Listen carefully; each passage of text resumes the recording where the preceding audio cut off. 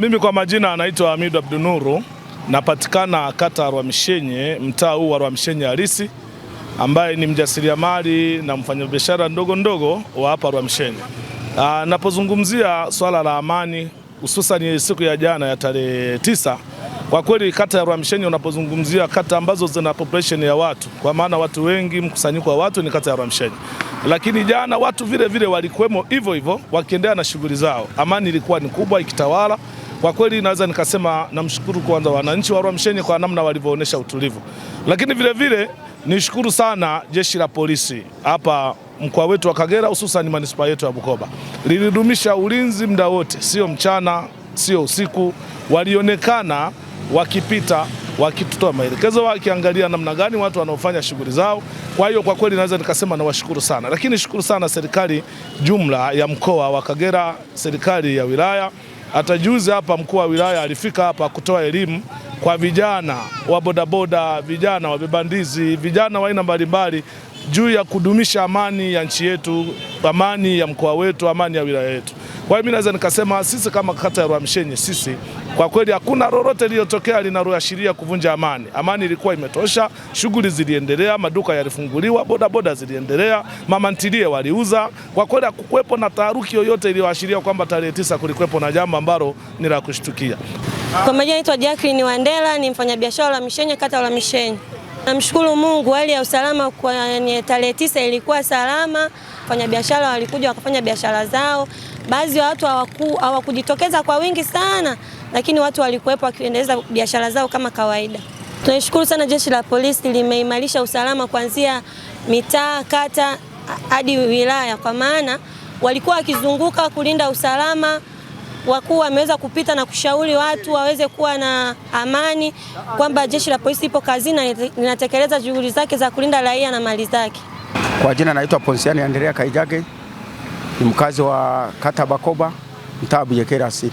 Kwa kweli tunamshukuru Mungu kwa manispaa ya Bukoba, hali ya amani ni nzuri, tuko vizuri, hatuna shida. Tunamshukuru sana Mungu, ametuepusha na machafuko. Kwa kweli tuko vizuri. Tunawashukuru sana jeshi la polisi, wamefanya kazi ya ziada kwa sababu walikuwa wakizunguka usiku na mchana wakiimarisha amani, wakiimarisha ulinzi. Kwa kweli wamefanya kazi ya ziada. Mpaka hivi sasa ninavyozungumza leo wamelala, wanapita, wanazunguka, wanaangalia amani ya wananchi wao ikoje. Na waasa vijana wajaribu kuisikiliza serikali inasema nini. Madai yao wanayoyadai serikali imeshakiri, inasema itayashughulikia. Kwa hiyo jambo la kushughulikia madai yao linaenda taratibu, na Mama Samia ameshakiri, amesema atayashughulikia taratibu. Kwa hiyo watulie, wasiwe na miemko, wasiwasikilize watu kutoka nje kuja kutuvurugia amani. Nina imani mambo yote serikali itayafanya na itayatimiza. Naitwa Shamda Jamidu, ni mkazi wa Rwamishenye. Kiukweli hali ilikuwa sawa na watu tuliendelea na shughuli zetu za kila siku, hapakuwa na bugu yoyote. Kiukweli walitenda kazi yao, walisimama katika uimara mzuri, hapakuwa na vurugu yoyote wala ukosefu wa amani wowote uliojitokeza.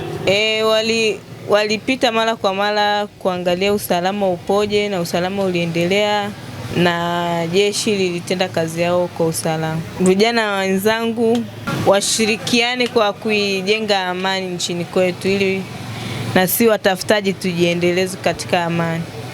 Kwa majina naitwa Ramadhani Hamadi Bakari, ni mkazi wa Bukoba manispaa, kata Rwamishenye, mtaa Kamizilenti.